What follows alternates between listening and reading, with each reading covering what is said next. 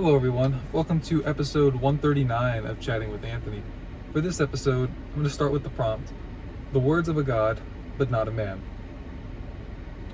Now, God calls us to follow His words as the ultimate authority, as He is a perfect being who, well, being perfect, cannot do anything wrong or say anything wrong or lie, essentially.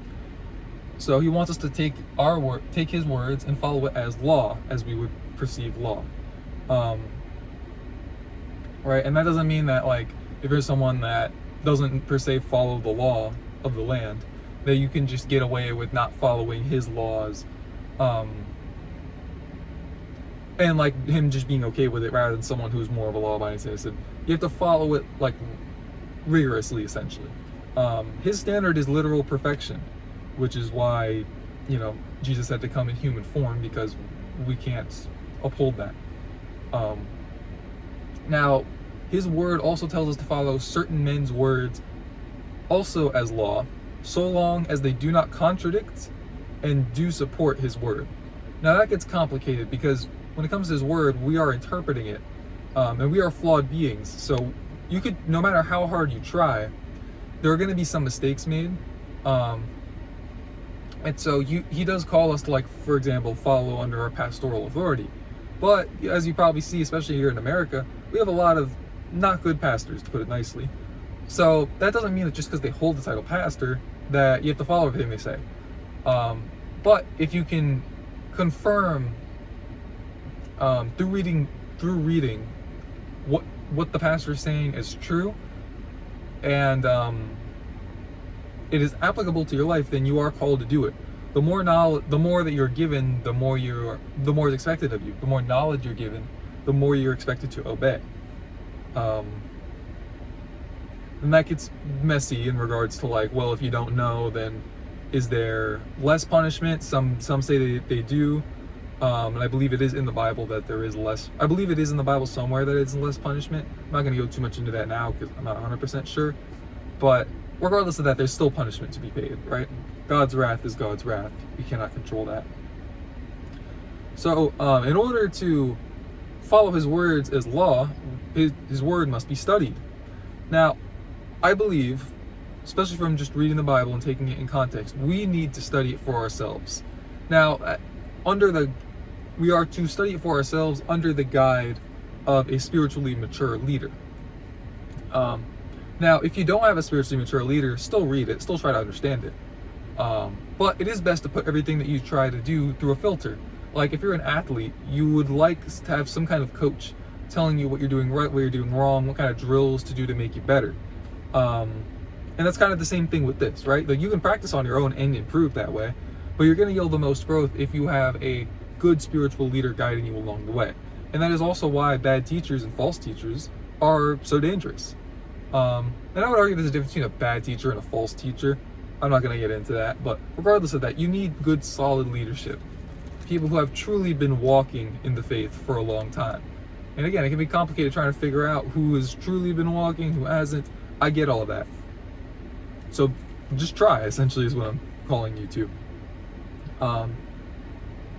And again, I would like to emphasize, I believe we all should study for ourselves. We all should be reading the Bible consistently. And I say that in part because I know that there are some that say it is sufficient to just let our spiritual leaders study the word and then relay it to us. Now, that can be an effective method, but you're essentially putting all your faith and hope into this person and the leadership they have around them. On top of that, I believe there's something to be said for, like, the psychological aspect of, like, if you are going through and studying it yourself, I feel like you're more likely to take it seriously and to make sure you apply it. Because if it's just someone else's words, then, like, psychologically, right, when you don't really feel like doing something, you might just fall into that trap of, like, well, that's for them, not as much for me. Rather than, there's more responsibility if you're taking it on yourself. Now, that's not exactly why I say that we need to study for ourselves, but I do believe that is something to consider when it comes to whether you're, like, on the fence about it, right? That's an extra benefit, so to speak, but not the reason. And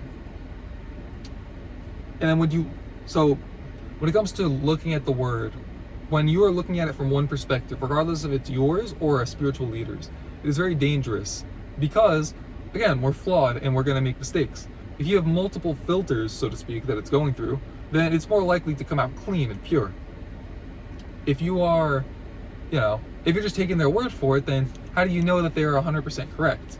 I know that Nick Fuentes went viral like a month or two ago. I think it was like a couple, I don't know. But regardless of that, he basically said that he believes that we shouldn't be reading the Bible and that we should just let the leaders essentially do it. I don't know what term he used. I believe it would be like priests. I know there's also like I know that in Catholicism there's a lot of titles that I don't understand because it doesn't really apply to my branch. I mean, I'm non-denominational. I don't know if you even want to call that a branch, whatever it is. But regardless of what I believe, like there's stuff like cardinal, priest, pope. There's a lot of titles that aren't involved, and I don't really understand what most of them are or what the defined purpose is. I understand the general gist of it, but even in Christianity, I'm not 100% sure about the difference between a deacon and pastor and assistant. Assistant pastor is kind of self-explanatory in a way, but regardless of that, the waters get a little bit muddied. But he pointed out how you have some false teachers. He pointed out good points. He brought up good points regarding false teachers and saying like we have Steven Anderson and LGBTQ pastors as a result of reading the Bible. Now that is a result of incorrectly reading the Bible, hence why I say go through multiple filters. But in their cases, if I had to assume Anderson and the LGBTQ preachers probably both have people that filter through, but they're also most likely incorrect. Otherwise, I don't see why they would be up there doing and saying what they're doing. And I mean, it could just be that they've heard good advice, but they just refuse to acknowledge it. But still, regardless, that's not a reason to not read the Bible. Like, to say like, well, we could fail, so we just shouldn't try. I think even if I were to present it to Fuentes that way, I think he would agree. Because I won't go too much in my opinions of the guy. I will just say, I think he plays a character more than people realize. I think he's rage baiting a lot of the times. He does say some outlandish things, and I did not agree with him on everything. Trust me on that one. But I don't know. I see the humor in it, and he's kind of like smiling and laughing when he does it, which is why I'm like, I don't think people are quite understanding the sarcasm. I won't go on. I'm done talking about Fuentes for now. Sorry. But regardless of that, but yeah, again, even the most well-intentioned people will make mistakes. So that's why don't just trust Fuentes. Don't just trust Anderson. Don't just trust LGBTQ. Don't just trust Charles Stanley or John MacArthur or Bodhi Bacham or whoever you say isn't a complete heretic. Whatever. Just go through multiple sources, essentially. Right? They taught us that in school. Like, they didn't want us just using one source for the most part. And, well, I think that's a pretty good skill to apply when it comes to other aspects of life as well.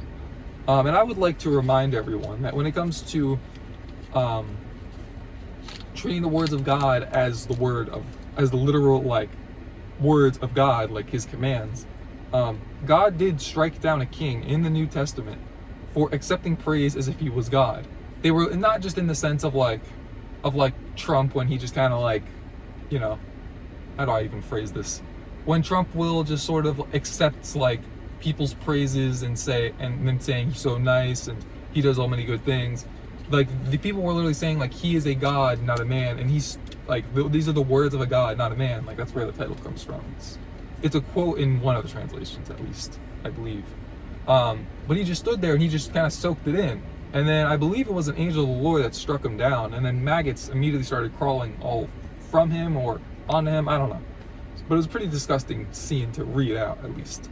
And so I think that's just God's way of saying, like, you cannot exhort yourself as man and expect there not to be, or you cannot exhort yourself as God as a man and expect there not to be consequences. Like, I am a holy being. You cannot role play as me.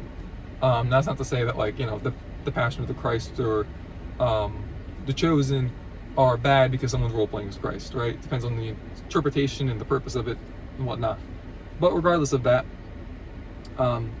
in certain ways, now that was an extreme example, but in ways, because I know I said that, like, oh, not exactly like Trump, but like Trump and like we all do, we do accept praise as God. We view ourselves as gods in certain ways, in the sense that We always want to do our own things, right? That's the point of like prayer and fasting and asking for, and why God gives us a new, I don't want to say new being, but he gives us a new heart, right? We're called a new creation in somewhere in the New Testament.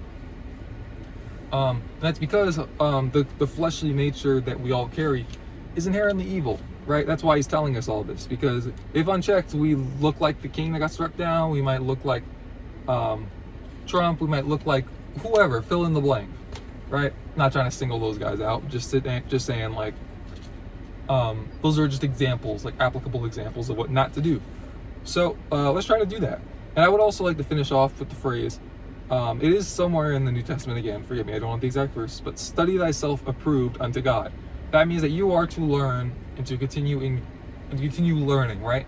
You have to do that, even if it's just through one person, right? Learn, grow, apply. Don't just learn and just store it all in a little piggy bank and just never touch it, right? That's worse than, I would argue, not even learning. That's not to say if you're not confident that you can apply it, don't learn, right? Try. Like, even if you try and fail, that's a lot better than not trying, or trying to learn and then not trying to apply. But regardless of all that, that is all I have at this episode. Thank you guys for watching. Stay safe. God bless.